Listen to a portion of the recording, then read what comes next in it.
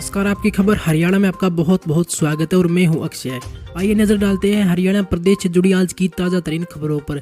लेकिन उससे पहले अभी तक आपने चैनल को सब्सक्राइब नहीं किया है तो चैनल को सब्सक्राइब कर लीजिए और फेसबुक पेज को भी फॉलो जरूर कर लीजिए। चलिए शुरू करते हैं आज की ताज़ा तरीन खबरों का सिलसिला।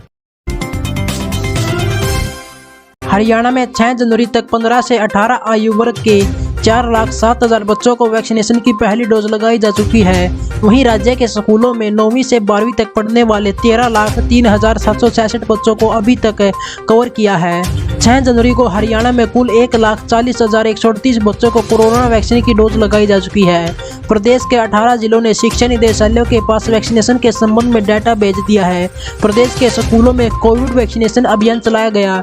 अभियान के तहत डोज लगवाने वाली कक्षाओं में 11वीं के छात्र सबसे आगे रहे। अभी तक 9वीं के 18,752, 10वीं के 39,380 और 11वीं के 40,283 और 12वीं के 33,796 बच्चों ने स्कूलों में डोज लगवा ली है। हरियाणा के करनाल जिले के दरड़े गांव में भारतीय किसान यूनियन नेता गुरनाम सिंह चौधरी ने प्रधानमंत्री नरेंद्र मोदी की सुरक्षा मामले को ड्रामा बताया। उनका कहना है कि वे ऐसा करके पंजाब चुनाव में लाभ लेना चाहते हैं, लेकिन पंजाब चुनाव में किसानों के चुनाव लड़ने और हरियाणा में पंचायत चुनाव पर भी अपनी प्रतिक्रिया दी। चौधरी गांव दरहड़ में आयोजित कार्यक्रम में पहुंचे थे। वे सिख गुरु के सामने नतमस्तक होने पर ले आए थे। चौधरी ने कहा कि सतगुरु ने समाज के लिए पूरा परिवार कुर्बान किया था। इस आंदोलन में दरहड़ गांव का पूरा सहयोग था। अहम भूमिका रही थी। सबसे ज्यादा भूमिका करनाल की ही रही थी। यह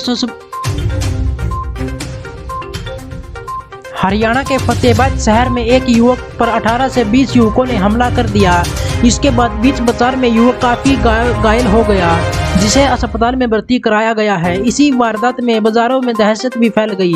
पुलिस ने मौके पर पहुंचकर स्थिति को संभाला और जानलेवा केस दर्ज किया। वारदात सीसीटीवी में कैद होगी, जिसे कब्जे में लेकर पुलिस ने जांच शुरू कर दी। मौके से 2 तलवारें भी बरामद हुई। शहर थाना प्रभारी सुरेंद्र सिंह ने बताया कि अनाज मंडी में पुरानी कबीर बस्ती में बाजार से में हमला किया गया। शुक्रवार दोपहर के समय 18 से 20 युवक तलवार लेकर बाइक पर सवार होकर बीच बाजार पहुंचे। उन्होंने हंस कॉलोनी निवासी राम को पकड़ लिया और उसे मारने पीटने लगे। इसी दौरान यहां से गुजरे रहे छिंदा नामक बाइक सवार को भी युवकों ने पकड़कर पीटा। वारदात की सीसीटीवी फुटेज सामने आ चुकी है।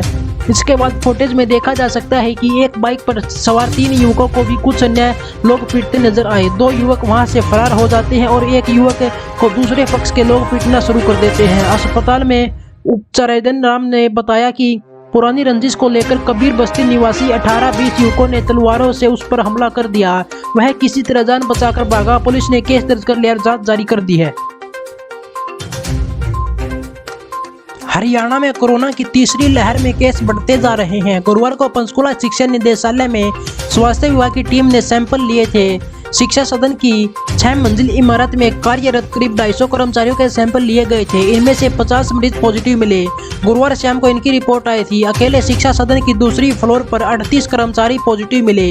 शुक्रवार को इसकी सूचना मिलते ही शिक्षा सदन में हड़कंप मच गया। शिक्षा सदन में मौजूदा समय पर 50% कर्मचारी ही ड्यूटी पर आ रहे थे। बाकी कर्मचारियों को वर्क फ्रॉम होम करने के आदेश मिले थे। 1 जनवरी से प्रदेश में सार्वजनिक स्थानों पर आने जाने के लिए वैक्सीनेशन करना जरूरी है, परंतु शिक्षा सदन के बाहर दोनों गेटों पर भी किसी कर्मचारी के आने जाने पर कोई सर्टिफिकेट चेक नहीं किया जा रहा था। लोग सीधे ही शिक्षा सदन में आ जा रहे थे। ऐसे में महामारी अलर्ट सुरक्षित हरियाणा के गाइडलाइन का पालन नहीं हुआ। पंचकुला में गुरुवार को 162 केस सामने आए। शिक्षा निदेशालय ने कोरोना के कारण स्कूलों में 8 जनवरी को ली जाने वाली बुनियादी परीक्षा भी टाल दी। करीब 40,000 बच्चों ने परीक्षा देनी थी, लेकिन शिक्षा सदन में प्रवेश से अध्यापकों का अपने व्यक्तिगत और सरकारी कार्यों को लेकर आना जाना रहता है। हरियाणा में कोरोना के मामलों की बढ़ती रफ्तार को देखते हुए हरियाणा के स्वास्थ्य मंत्री अनिल विज पूरे एक्शन मोड में आ चुके हैं और स्वयं फील्ड में उतरकर स्वास्थ्य सेवाओं का जायजा भी लेने लगे। आज हरियाणा के स्वास्थ्य मंत्री अनिल विज ने पंचकुला के नागरिक अस्पताल में औचक निरीक्षण किया और वहां पर स्थापित किए गए PSA ऑक्सीजन प्लांट की कार्य प्रणाली की जाँच की तथा साथ ही अस्पताल में स्वास्थ्य सेवाओं का जायजा भी लिया।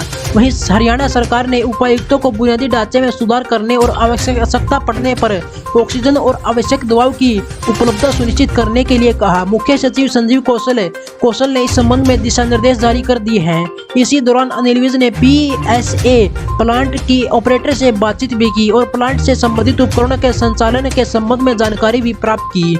इसी दौरान उन्होंने अस्पताल के PSA प्लांट की कार्य प्रणाली को स्वयं जाकर चेक किया और चलाकर देखा। इसी मौके पर उन्होंने मौजूदा स्वास्थ्य अधिकारियों से प्लांट की कार्य प्रणाली को भी लेकर जानकारियां मिली।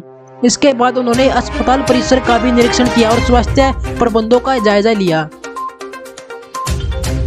देश भर में कोरोना और ओमिक्रॉन के मामले में काफी तेजी से बढ़ोतरी आई। कोरोना वायरस के मामलों में बढ़ोतरी के बीच उत्तर प्रदेश, मध्य प्रदेश, बिहार, महाराष्ट्र, दिल्ली, पंजाब सहित कई राज्यों के स्कूलों और अन्य शैक्षणिक संस्थानों को बंद करने की घोषणा की गई। राजधानी दिल्ली में 3 जनवरी से ठंड की छुट्टी की घोषणा करने के बाद स्कूल बंद कर दिए गए थे। बता दें कि अभी इसकी कोई समय सीमा तय नहीं की गई। स्कूल अगले आदेश तक बंद रहने वाले हैं। वहीं कई अन्य राज्यों को भी अभी स्थिति पर विचार किया जाएगा और किसी राज्य में स्कूलों के लिए क्या कहा गया और क्या नई गाइडलाइन जारी की गई आपको बताते हैं। कोरोना की तीसरी लहर को देखते हुए बिहार में सरकार ने स्कूल, कॉलेज और कोचिंग संस्थानों को बंद करने का आदेश दिया। शिक्षण संस्थानों के साथ छात्रावास भी संचालित नहीं होंगे। तत्काल प्रभाव से लागू कर दिया गया है। इससे पहले 8वीं के ऊपर के स्कूलों और कॉलेजों को 50% क्षमता के साथ खोलने का निर्णय लिया गया था, पर संक्रमण के बढ़ते खतरे को देखते हुए मंगलवार को जारी दिशा निर्देश में गुरुवार को बदलाव किया गया। यह आदेश भी 21 जनवरी तक प्रभावी रहेगा। कोरोना के बड़े मामलों के कारण उत्तर प्रदेश ने कक्षा 10वीं तक के सभी स्कूलों को 16 जनवरी 2022 तक बंद करने के आदेश जारी कर दिए गए। पहले प्रदेश में 10वीं तक के स्कूल 6 जनवरी को से 14 जनवरी तक बंद रखने के आदेश किए गए थे, लेकिन वहीं 11वीं से 12वीं कक्षाओं का संचालन ऑनलाइन किया जाएगा। कोरोना के बढ़ते मामलों को देखते हुए तमिलनाडु स्कूलों में छुट्टियां की घोषणा की गई। तमिलनाडु सरकार ने भी कक्षा 1 पहली से 8वीं तक के स्कूलों को 10 जनवरी 2022 तक के लिए बंद कर दिया गया और साथ ही राज्य सरकार द्वारा लगाई गई नए प्रतिबंधों के अनुसार कक्षा 9वीं से 12वीं के लिए स्कूल कोविड सुरक्षा प्रोटोकॉल का पालन करते हुए संचालित होंगे। रेवाड़ी जिला प्रशासन द्वारा अहम फैसला लिया गया। बता दें कि इस फैसले के तहत डीसी जितेंद्र सिंह ने एसपी सहित संबंधित पुलिस अधिकारियों, व्यापारिक संगठन प्रतिनिधियों व स्वास्थ्य संगठनों के साथ मिलकर सुरक्षा के तहत वन वे ट्रैफिक को बंद करने का फैसला लिया। कोरोना की थर्ड वेव को ध्यान में रखते हुए रेवाड़ी सर्कुलर रोड पर चल रहे वन वे ट्रैफिक को शासन द्वारा बंद कर दिया गया है। अब से सर्कुलर रोड पर 2 वे ट्रैफिक नियमित तौर पर चलेगा। कोरोना महामारी की वजह से भयंकर स्थिति बन चुकी है। इसी को देखते हुए आपातकालीन स्थिति में कोई भी परेशानी नहीं आने दी जाएगी। डीसी जितेंद्र सिंह द्वारा निर्देश जारी कर दिए गए हैं और पुलिस सर्कुलर रोड के हर चौक पर यातायात नियमों की अवहेलना करने वाले पर नजर रखी जाएगी। अब सर्कुलर रोड पर 2 वे ट्रैफिक नियमित तौर पर चलेगा।